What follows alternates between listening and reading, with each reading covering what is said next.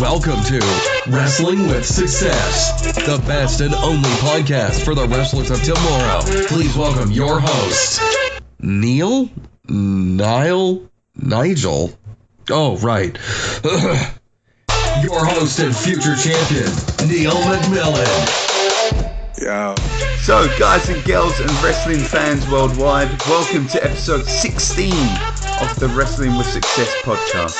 This episode, I have a wrestling veteran.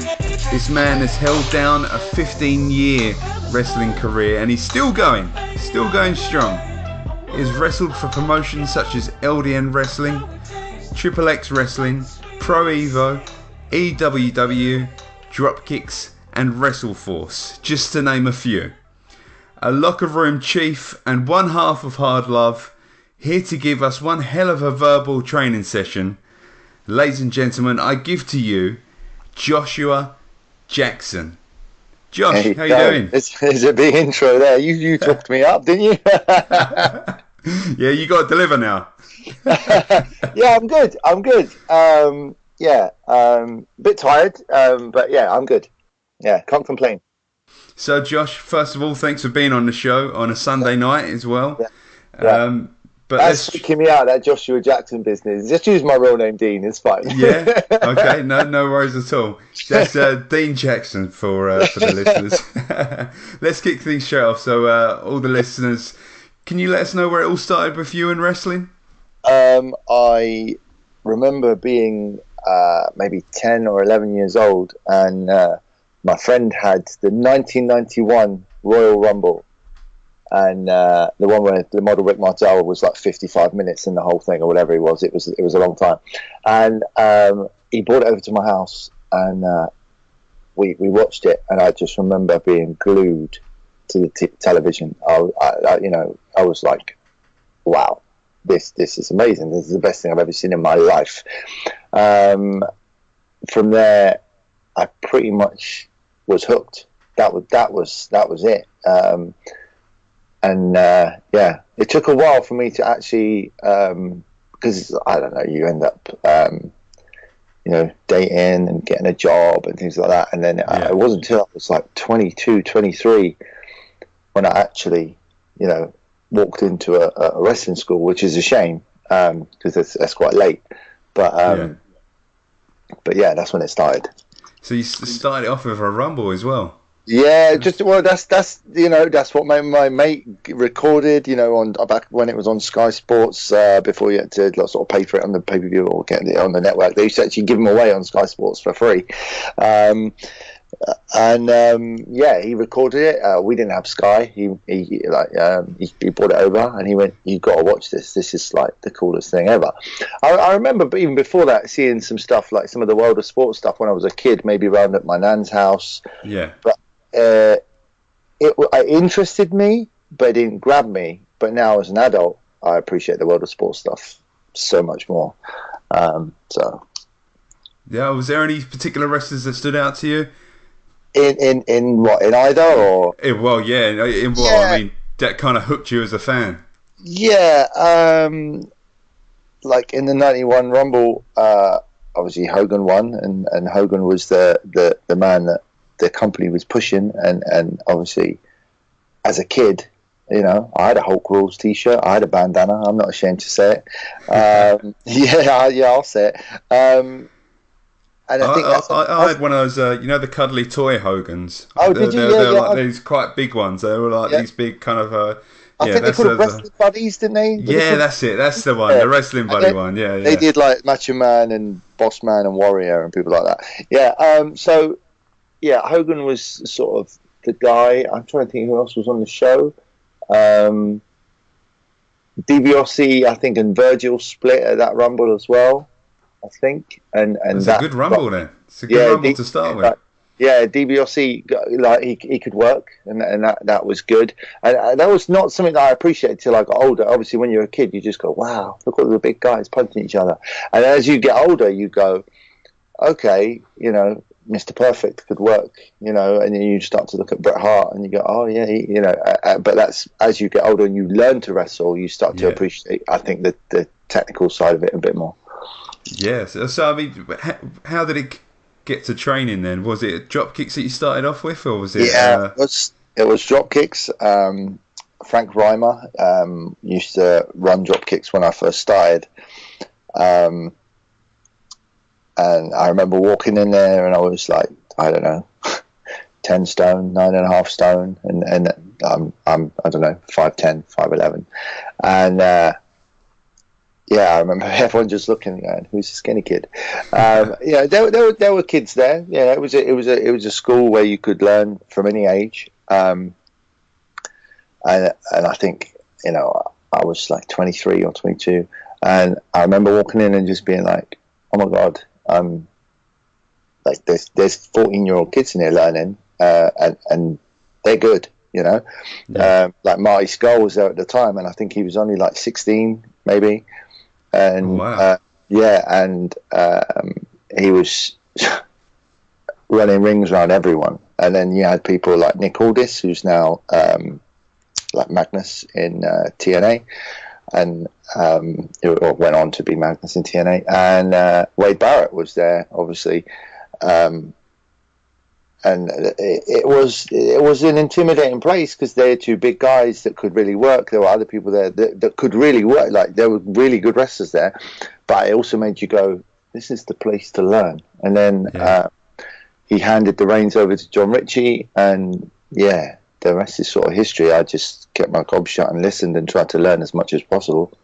Yeah, I mean, but when you were surrounded by those kind of guys, could you kind of tell there and then that they're definitely gonna make something of themselves, or was it just kind of that they were just another person in the locker room kind of thing? Yeah, like, I think there wasn't that, like, the link that there is now, that sort of didn't exist, where it was. I'm not saying it's easy, because I'm not saying it's easier by any, but there wasn't the link. There wasn't the, hey, yeah, WWE were coming over every now and then and putting on like UK Rampage and things like that, but there wasn't. It wasn't until they started doing SmackDown and Raw over here that they started going, okay, we're going to hold a little tryout, And I remember sort of Wade going, I call him Wade Barrett, but obviously it's not his real name. He said, I've got a tryout. And I was like, who with? WWE. Do they do them? No, it was just a conversation. Yeah. And yeah, and so you couldn't necessarily tell that, because there wasn't that link at the time, or there wasn't that sort of route with Regal and Brookside and people like that and stuff going over there and sort of working at the Performance Center. So you couldn't tell that he was going to make it there, but he was one of the best workers there without a shadow of a doubt. So and he's a big guy. He's about 6'4" or something like that. So yeah, you could tell they were special, but you couldn't tell, because who knows? You never. It probably seems a little bit more surreal back then. Totally. Whereas now there's so much more other promotions and so much more stuff going on, and there's the wrestling scene's growing with the UK as well. I mean, them doing the UK shows as well. So yeah. So I mean, when you started training, then what kind of things were you struggling with? What were the things that you kind of thought, I need to work on this, or was it the build, I suppose, or being a skinny I little always kid? struggled to put on weight. Like, no matter what, I'm one of these people with the fastest metabolism on the planet. So like, I could eat clean and eat a lot of clean food and not put on weight, and I can eat dirty and I mean like eating cream cakes, donuts, chocolate crisps, whatever, and still not put on weight. So I struggled to put on size. I didn't really struggle technically. Like, once you showed me something a few times, I had it. I was like, okay, I got that. I think it takes a while for you to work out who you want to be and what sort of character you want to be, and you learn about that character when you actually get on a show. You can have a background story. You can have this is who I want to be, and this is where he's from, and this is how he acts, and all this bit. But you get on a show and you get a reaction, and you learn a lot more.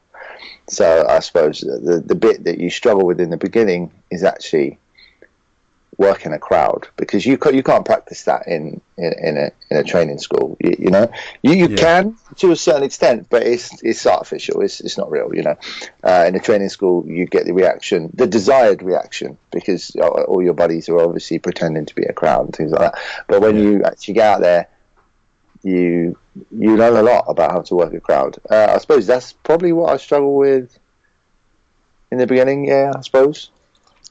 And size, because I still only weigh like almost 13 stone, so I'm never going to be a good guy. Well, that metabolism thing, here's me thinking you're in great shape, you're working out all the time, and you're telling me that you're eating cream cakes and pizzas all the time. I hate you. Hey, all I'm saying is I still work hard, and I worked hard to get to this size, but at the same time, I could still eat dirty if I wanted to, but that's not who I am. Yeah, fair play. So, I mean, can you remember leading up to your kind of after your training, leading up to your first kind of match? What was your first match? The first match I was ever put on was in a working men's club in Tottenham, and it was on a Dropkicks show. And I remember John said, "This is John Ritchie. Went, you're in the Rumble," and I was like, "Okay." And I remember I still got the same pair of wrestling tights. I still got the same tights. Obviously, I don't wear them, but I still got the tights. And my boots hadn't turned up that I'd ordered, because I ordered some boots. And I only had my training boots, which were little amateur boots.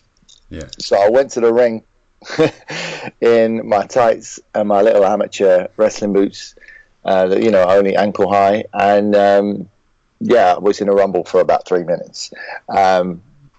But it was so exciting. Even that, I was, that was from watching a Rumble and then getting hooked on wrestling, and then being in. Okay, it's only 20 men in it, and I was like, this is amazing. This is the coolest thing I've ever done in my life, and at the time, and then my first actual match, obviously at Dropkicks, there was. A load of people there, and someone was talking to me and said, like, hey, like, who do you want to be? And I was like, well, I kind of got this idea about this character, and I said sort of the name, and then they were like, okay, well, and it was some guy, I can't remember the guy's name, it's Luke or Lee, I think it was his name, and he said, and he pulled this guy over called Johnny Love, and he went, Johnny, you need to tag with this guy. And he was like, what? And John had been wrestling for 6 or 7 years or something like that already. And I remember sort of the look on his face, and I can picture what was going on through his mind. He was probably thinking, I don't want to tag with this green guy. This guy's green as anything. And he said, the names just went together. I was Stefan Hard. That was the name I wanted to be. He was Johnny Love. And the guy just went, you should be Hard Love, because the name just sounds cool. And John's character was quite cocky and arrogant already. He was like a lover man character, and that's kind of what I suggested that I wanted to be. And that's so my first match was a tag match, me and Johnny Love, and we wrestled. The guy that came up with the idea for the tag team, but I can't remember his full name, Luke or Lee or something, and we were against him and Rocker Richards. I remember we lost, but it was good. I remember just having so much fun. That was just in the next to the Dropkicks training. I can't remember what that place is called. Well, you know where the bowling green is? Is it Circus Tavern? No. Literally, no. Directly next door. You know where the bowling green is? Next door. Right there. In the bar there, they used to like move like all the chairs and tables. We'd set the ring up in there, and wow, they're right literally there. I didn't know that. That's where we used to put on shows there quite regularly for Dropkicks. So, I mean, did you want to be in a tag team, or were you kind of happy being that you were still kind of learning the ropes, that you were with someone quite a little bit more experienced? It was good to have him. He's still like one of my best friends. He took me under his wing, shall we say, and gave me advice. luckily it was great. His mum was a seamstress, and we were like, we'll get some ring gear. So we had the best ring gear, like at Dropkicks with the best ring gear. I'd like to think we did anyway. He went out and got some t-shirts done to make us look like a team, and then I'd be like, I've seen some cool sunglasses, I'll go get the glasses. So we had like matching glasses and then matching like flashy belts, and we just like, I'm one of these people that I want it to look good or I'm not going to do it. So it was good to have him, and we made it work. And hey, it's been, I don't know how many years, but we're going to team back up very soon for a promotion, and that's Wrestleforce. I can't remember the date. I got my diary here, but I think it's October or November, some sort of time. I think it might be the 29th of October. And, you have to let me know where it is. I'll have to check that one out. Yeah, so me and John are going to team up, and we're going against Paul Robinson, who was also at Dropkicks at the time when I first started, who's amazing. Like, he's teaming with another guy. I think they're called the Swords of Essex, I think is the name. And yeah, so that'll be nice to see Paul again, because last time he saw me, I was probably, I don't know, green. So I haven't seen him for a long time. He went off in one direction, I went off in another one. So yeah, no, that's good. So I mean, how long did it take for your tag team partner to kind of think, oh, okay, all right, I'll be with this green guy then? I don't know really. That's something you probably have to ask him. I don't want to speak. He just. I remember the first time we ever spoke, and he tells me this story, and he says, if anyone ever asks him, he says, the first time I ever spoke to Dean, he kicked me in the back of the head, and because he was sat on the side of the ring, and I was in the ring, and I don't know, I was some sort of cocky little so and so, and I kicked him in the back of the head apparently, and he turned around and sort of looked at me, and apparently I was like, and what? So. Which is, John's a lot bigger than me, so I'm glad that he just went, okay, I kind of like this guy. Fair enough. He seems all right. And I don't know, we started going out as friends and stuff. So we hit it off, and that's what I think what made it work, because he went, all right, I'll look after you, because I actually like hanging about with you. Yeah. You're green, but you're a funny guy. I like hanging about with you. So it was good. So, how long did it take before you thought, you got over the greenness and you thought, I'm actually pretty good at this now. I'm actually, how many matches in did you think? Oh my God. I mean, obviously everyone's still self-critical, but you must have got to a point where you just thought, I've made it. This is it now. I'm actually pretty good. Okay. I never feel like I've made it ever. I never, because I haven't. And also, you never stop learning. Like, even when you think, hey, I know it all, you go, no, you don't, mate, because there's someone out there that will show you something. Like, they're always bumping into people that you learn from or watch something, and you go, oh, I've never seen that before, and then you rewind it and watch it again, and you go, okay, I'm going to use that. I like that. But how long? No idea. No, just who knows? I don't know. Do you feel good about your quality of work now? I get told that it's good. Like I go down to like EWW and still I went down there to train and with Stu Allen and Tanya down there, and Stu was like, last time I saw you, man, you've come a long way. And he hadn't seen me for, I don't know, like 9-10 years. And he's like, your work now is crisp. And when people say stuff like that to me, I go, okay, that's nice. I appreciate that. So I like it. If other people say it's good, then it's good, Yeah, that's fair enough. I'm never going to be that person that says, hey, I'm the bollocks, because am I allowed to swear on you? I just did. I'm sorry. Yeah. Oh, fuck yeah. fuck yeah. Yeah. Okay. I'm never going to be that person. I'm confident in my ability to have a match anywhere.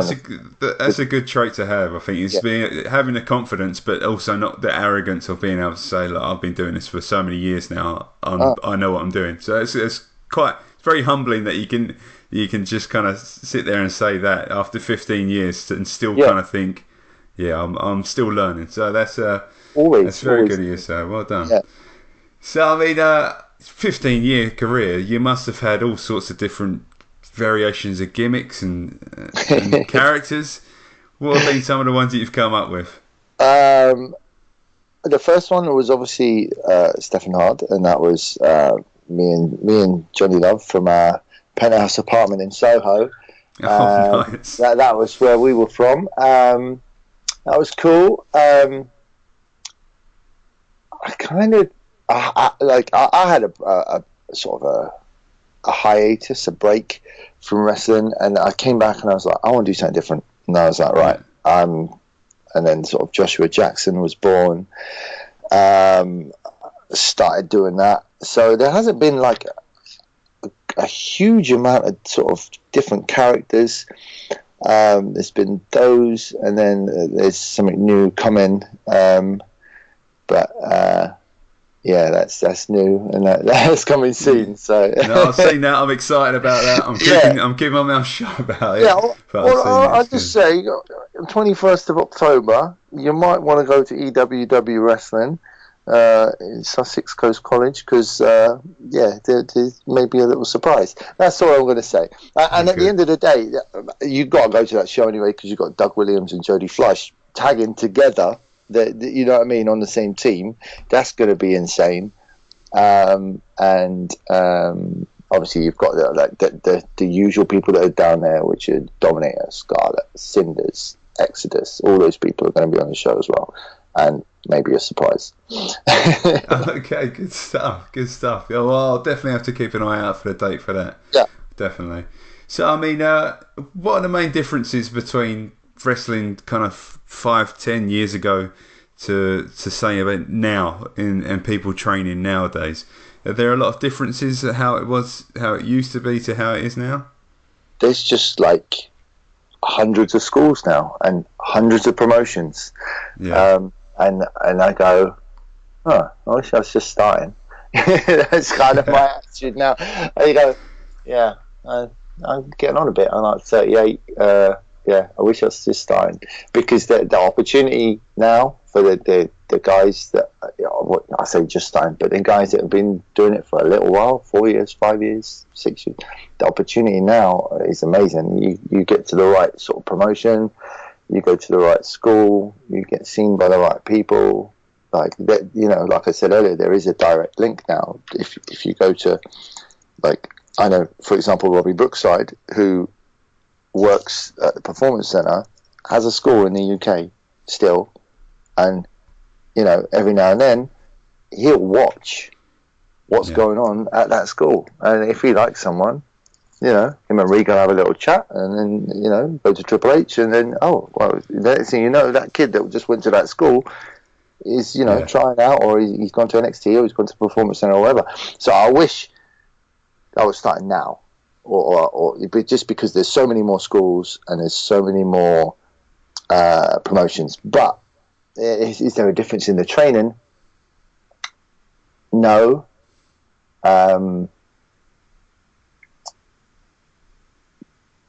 Depends what school you go to, I suppose. There's the school, I was lucky, I was taught by people that went, look, you're going to learn this first, and you're going to learn to wrestle for real, and you're going to learn to wrestle technical, and you're going to come to the school and you're going to do 100 duck unders before you even do anything else, and it was drilled. You drilled. Whether that still goes on at every school, who knows? Yeah. So. I mean, one thing I do remember you mentioning when I was on one of the sessions with you is that when people wanted to be a champion back in the day in Dropkicks, that you had to beat the champ in a shoot before you even deserve a shot, and that's incredible. You couldn't even think of that happening nowadays, but that's good stuff. Did you ever challenge anyone to something like that, or did you ever have to? Well, me and John were lucky, because the tag titles, you actually didn't have to beat the tag champs. You actually didn't have to beat them, because it was like, right. well, what if one of you beat him and then the other one didn't? So, it was kind of like the tag titles was decided by John Ritchie, who was obviously promoting, and but every other belt you had to. I think there was one time the John Hall title, which is John Ritchie's dad, that was like the middleweight belt, was up for grabs. I think it was stripped off someone and it was vacant for some reason. And I think they had a tournament, which I was like, I threw my hat in the ring for that. But I didn't win that, and I was always too small. Not that you were allowed to sort of challenge for the heavyweight title if you wanted to, but I was like, I don't know, 10 and a half stone, maybe 11 stone at that point, and the champ was like 17 and a half stone. Not that it's not. Hey, it's possible. It's possible. Yeah, no, definitely. Yeah. But he's been wrestling a little while, and I've been wrestling 5 minutes, and I was like, yeah, there's no point. But no, I didn't challenge for that. But like I say, me and John were lucky enough to be given the opportunity to win the tag titles and have a run with the tag titles. So that was good. Yeah. I mean, a rule like that, do you still kind of wish something like that took place? Something a little bit more, because I mean, it's got to help with the ability of actually being able to shoot and do a shoot match like that. I mean, it's got to help, and it in a way helps with the competitiveness as well. You've got to keep people hungry. It did. It was good in a way because, and now when you try and teach, like I say, amateur wrestling or Olympic wrestling, you try and teach that to someone and say, look, this is going to make your wrestling, your pro wrestling better. Like a lot of 14, 15-year-old kids go, I just want to learn how to do a head scissors and a power bomb and all that. And you go, yeah, but this is actually going to make you a better wrestler. And if the rule was still like it was then, well, actually, you're going to need these skills to be the champ. Yeah. Because if you don't have that, you're never going to beat him. And I think that would help. Yeah, I think that would be that whole. And yeah, it was nice that it was competitive. I liked it. I used to go down there, and it got to the point where I would get on the mat and I would spend maybe 3 or 4 hours with a guy called Barry Ryan, and we would just shoot constantly for 3 or 4 hours. And Barry was amazing at shoot, and he would beat me like every time. I'm not even gonna even try and say I beat him once, because he will be like, you didn't, because I didn't. Yeah, I didn't. He was like, and he went on to do MMA, so that's cool. Oh, there you go. There you go. Yeah, so I don't mind getting beaten by him. At the same time, we would literally spend hours doing it. And you know what? I learned every time he beat me. I learned something. And the same with John Ritchie's dad. John Ritchie's dad, John Hall. Like, I think he was like in his early 70s, and I was, or even late 60s at least. And I was a 22, 23, or whatever, 24-year-old kid by then. And we're on the mat doing shoot, and I'm like, there's no way this old dude's beating me. And you know what? He kicked my ass every single time. And but he'd beat you, and you'd go, John, show me what you just did. Show me how you beat me. And he would show you, and you go, okay, cool. And then you learn. So yeah, I think it should still be like a important sort of even now, when I do go back to schools, and sometimes people are like, oh, you take the session then, Dean, as soon as you're here. And I'm like, okay, and we'll talk about turning someone over, and they're in a ground defense, and I'll be like, right, shoot the half and turn him over. And everyone goes, shoot the what? Because they haven't got a clue.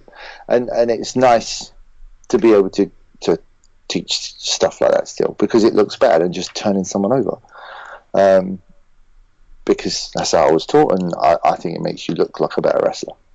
Yeah, I mean, any sort of shooting or any sort of stuff that I've tried to do, and it's very limited. I'm not like in any way saying I'm good at shoot wrestling, but it does. You use every sort of muscle that you don't even know that you had, and your fitness.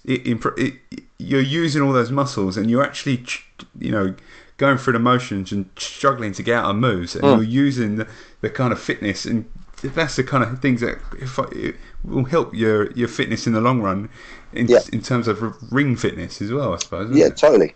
I remember it was probably when I was the fittest, actually, as like cardio wise, and as in just being able to go, was when I used to roll around on the floor for 4 hours with Barry Ryan and get my butt kicked.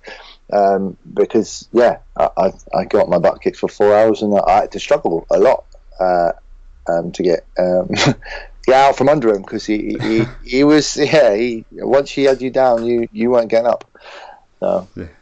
So nowadays, then, with trainees now, what are the main things that you see trainees struggle with, or the main mistakes that trainees make when they're trying to become a wrestler, that you kind of think, well, this, and the main advice that you constantly kind of are giving trainees? Ooh. I see a lot of people go to training schools and carry on doing the stuff that they're already good at. They will go and they'll go, I can do this, that, and the other, and I'm going to work on this because I'm going to show everyone at the school that this is what I can do. And it's like, go and work on stuff that you can't do. Go and work on the stuff that you're sort of 20% good at, or that you can't do at all, whatever. Just go and do, like, even for me, I went back to Dropkicks. They had, let me think of his name, the lucha guy that they had there, the Red Dragon, was it? It was really called Red Eagle, I think he is. Red Eagle, yeah. From Portugal, the guy from Portugal, right? I'm going. And when I go to Dropkicks, a lot of the time they go, do you want to take the session? And I take the session. But I turned up knowing that he was there, because I was like, I don't know much lucha. Yeah. And I went, like I said, you never stop learning. And I watched him and I was like, okay, I learned some lucha. Good. So go and do stuff that you're not good at. Go and learn stuff that because once you can do something and make it look the nuts, I'm not saying not to practice it anymore, but you already know you can do it. You already know you can ride the bike, so why are you still riding the bike? Go and do something else, Go and learn to tightrope walk or something, you know what I mean? But go and do something you can't do and learn that. So that's the main thing, I suppose, just to carry on, be consistent with training, and don't let anyone or anything stand in the way of your dream, basically, because I suppose, like, without going into too much detail, I had quite a good job that paid quite a decent amount of money, and I wish that I would have given it a better run, because although I wrestled for a long time, it wasn't my main thing. I was like, right, I'm doing this, this is what I'm focused on, and this is my dream, and I'm going to try and achieve it. I went, well, hang on, I'm making a lot of money, so I'm just going to put it on the back burner and sort out what I need to do life-wise. So, I suppose that's my advice. It's just, don't give up on your dream. Don't let anything stand in the way of it, and practice the stuff that you're not good at. Solid advice. Being not only a wrestler as well, but you're also a personal trainer as well. You're keeping great shape yourself. Now we know metabolism-wise. But what fitness and strength training advice can you give trainees as well, in terms of getting in ring shape?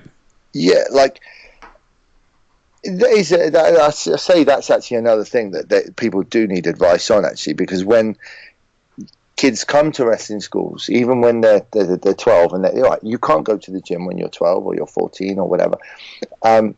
Do something. Go home and do a load of push-ups. Do various different push-ups. It's not just push-ups. Do Spider-Man push-ups if you want to make them harder. Just anything that you can do in your bedroom. You know what I mean? Do a load of burpees or whatever. Go for a run with a pal. Do some interval running. Whatever you can do before you're allowed to get to the gym, because obviously it was something that I saw in Dropkicks back in the day. There were kids that they could work, but they were skinny, and they weren't old enough to go to the gym. And obviously John would be like, you know, put on some weight, and you're laughing, you know. And since that, you know, I've seen kids that were then and they have put on weight and they work now, and that's good. But yeah, like, make sure you've got a good level foundation for muscle endurance, and then move on to the next stage. I would move on to, if for wrestling, I'd move on to a hypertrophy stage of training. If you don't know what that is, Google it. It's basically like beach body hypertrophy training. You look good. It's about looking good. So yeah, that's my advice, I suppose. No, good. I mean, what I try to do is a lot of it is core work as well. A lot of it is all I've heard quite a lot is core strength, of course. And definitely, I think you shared a video on Facebook. I love planks for some reason. Planks are my thing. Yeah. You know, but, when I first started them, I hated them, and I do front, side, and then I go back to front and go up on my hands. Yeah. And then you posted a video on Facebook the other day. It was about 16 different types of planks. Where the guy puts on the wall, and then he started doing tricep extensions at the same time and all that. That was the one. Yeah, that's the one. Yeah. And I was at the gym. I think it was the day before yesterday, and I thought I'll try out one of these different variations. Damn near broke my neck trying to do it. I thought, here's me thinking I've got this great core strength and really good at planks. I tried one of those ones on a video, and then bam. Yeah. But I'll share that video on for any of those podcast ones, podcast listeners who want to see what I'm talking about. But if anyone else gets injured, like, that's not my fault. That's not my video. I just share. Yeah, I like it. A nice disclaimer. Disclaimer out there, yeah. No, good. Well, I mean, now personally, I'm at a stage now where my debut's been talked about, but not just for me. But what tips would you give for listeners who are coming up to their first show? For their debut, not just as in look-wise and wrestling-wise, but mentality-wise, what advice would you give to those guys looking to debut soon? I would... I know at the beginning of this, I obviously said I went out there and I had amateur wrestling boots on and some tights, which didn't look good, right? But you ordered your boots, so it wasn't your fault. I'd ordered them. You had the intention. You know what? I didn't skimp on cost at all. I spent money, and I made sure I looked the part. You know, if you don't look the part, then forget it. You know, even if you are absolutely crapping yourself behind that curtain, when it opens, walk out like you are the man, no matter what. Okay, walk out with the utmost confidence. People have paid to come and watch you, and they've paid to watch you be somebody. You're a wrestler. You're not, you know, I heard someone today, actually, I'm not going to mention names, but someone said to a friend of mine, yeah, you're a high flyer. And he went, no, I'm a wrestler. And I was like, that's cool. Because why? Right, he is very good in the air. The said person, but he said, "No, I'm a wrestler," and I was like, "Good answer." So sorry, that's sort of going off on a tangent a little bit. No, that's good. I like that. Go out and be a wrestler. Look like a wrestler. I don't care if you don't want to go on a sunbed and all the rest of it, but go and get some fake tan, and don't buy cheap stuff that makes you look orange. Go and buy some tan. Look like a wrestler. Look like somebody. Look like if you turned up at the show, people would go, "Oh, he's a wrestler," without even you having your boots on or anything.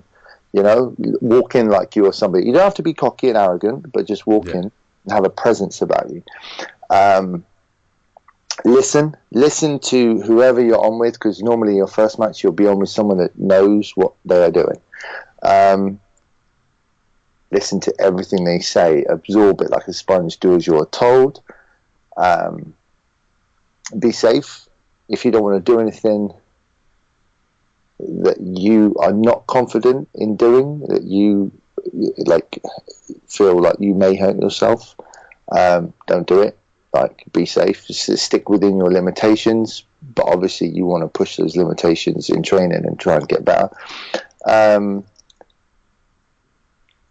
Have a good time.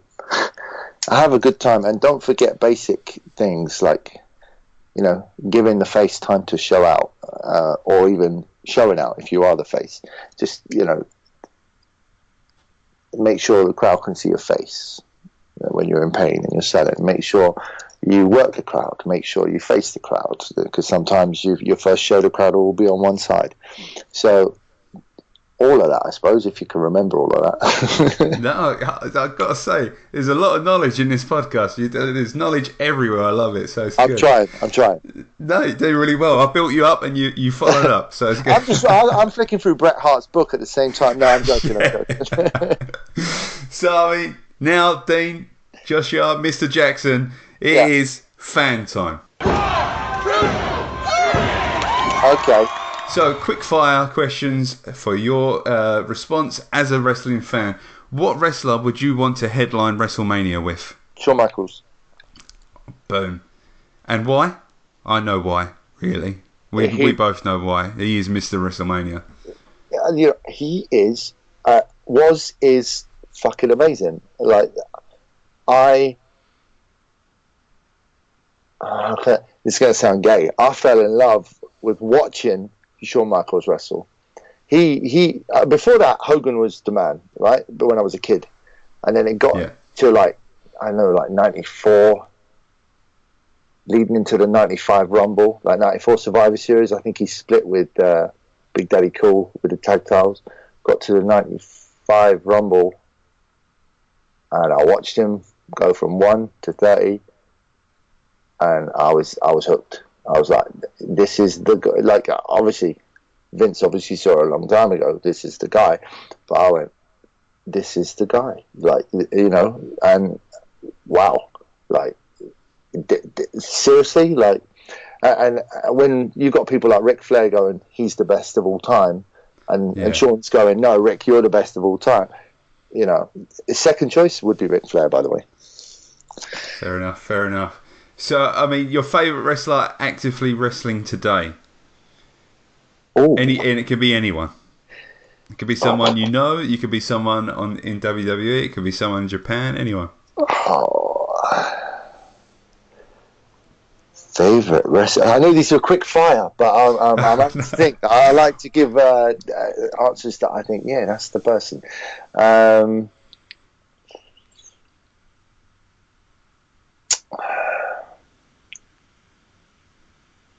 See, if CM Punk was still actually being active as a wrestler, it would be CM Punk. But I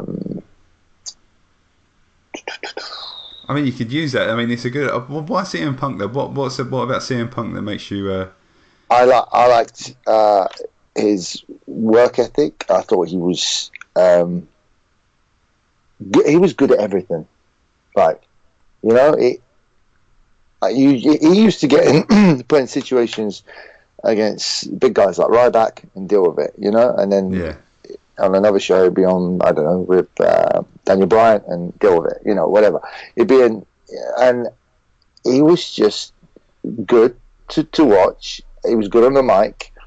He was entertaining. You wouldn't see any botches. Like there's like nothing. Like, so yeah, CM Punk, but maybe he's not kind of active at the moment because he's doing his UFC thing. But yeah, so. No, we'll give you that. We'll give you that one. Your favourite ever wrestling move? Oh man.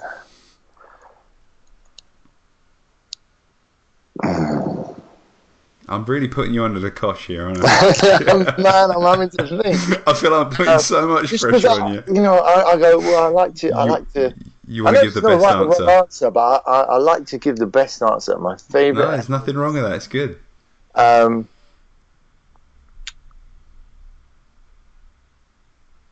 see. As a kid, me and my brother just used to put figure 4 leg locks on each other. So I'm going to go with that. I'm going to say figure 4 leg lock. The figure four, nice. Yeah. Favorite ever wrestling theme song? Oh, Shawn Michaels, man. Shawn Michaels. Good stuff. And one match that you could recommend everyone to watch for a trainee wrestler. What match would you recommend? Shawn Michaels and Kurt. No, you can't say Shawn Michaels. No more Shawn Michaels. Shawn Michaels and Kurt Angle.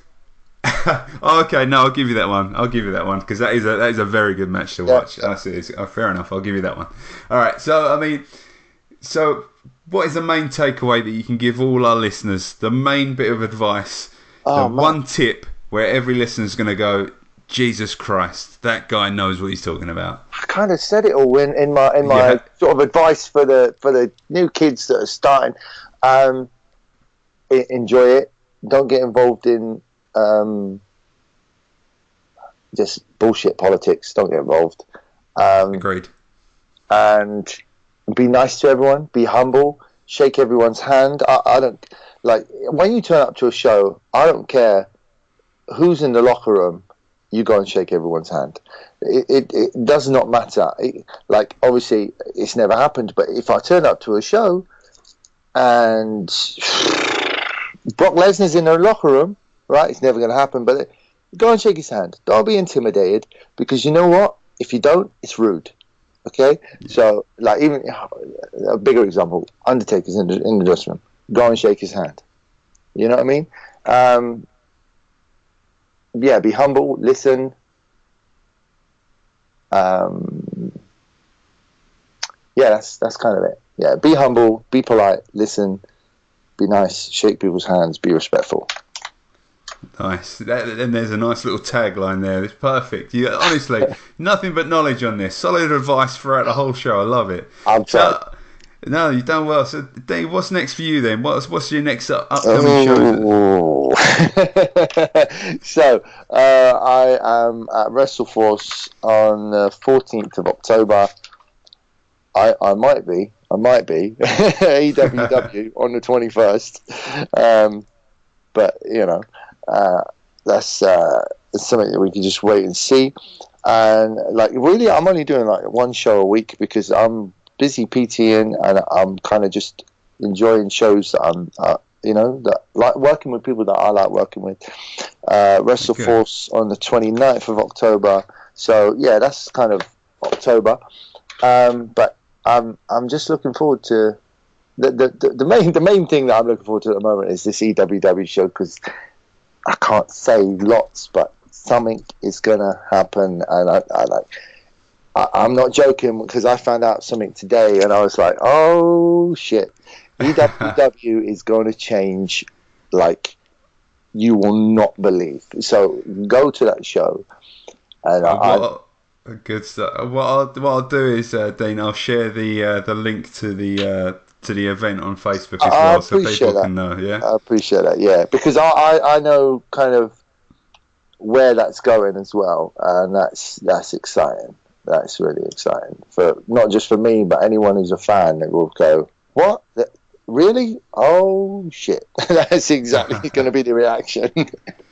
Oh, good. I love all the mystique about it. I love it. You got to find out that you got to keep an eye and find out after, listeners. But any parting words for people? Any shout outs at all? Shout outs. Oh, it was good to see Hakan today, who I saw, who's amazing. Who I haven't seen for a long time. Johnny Love's always going to get a shout out because he looked after me.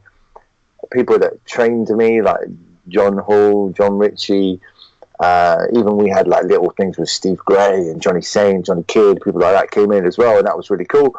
And Stu and Tanya Allen down at EWW are not that everyone else isn't nice, but they are the nicest people that I'm dealing with at the minute. They're just amazing. That's pretty much it, man. Everyone at Dropkicks who is still there learning, good luck to them all, and I'll probably pop my head in when I get 5 minutes. That's kind of about it, I suppose. Well, Mr. Jackson, Dean, it's been a pleasure. I appreciate you taking the time out to speak with us all today, and there's so much knowledge. I think this has been one of the better podcasts, and you're definitely way up there. It's been a lot of knowledge for trainees there, so much appreciated, sir. Thank I you very appreciate much. you asking me, man. I appreciate you asking me. No problem at all, of course. So, guys and girls, that is it from me from this week. Thank you for following my journey, listening to this show. I look forward to wrestling a match with you all soon. And ladies and gentlemen, I'll speak to you all next week.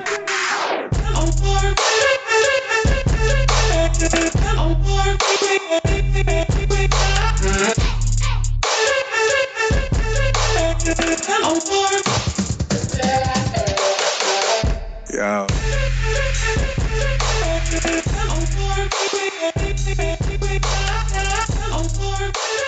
Thank you again for listening, and people, I need your help. I would love it if you could pop over to iTunes to leave this podcast a review. Your reviews are so important to me. I need to understand what you think of the show, and it helps just raise awareness for everyone else on this show. And not only that, guys, if you have a friend or a relative who you know is an avid wrestling fan, please point them in this podcast's direction.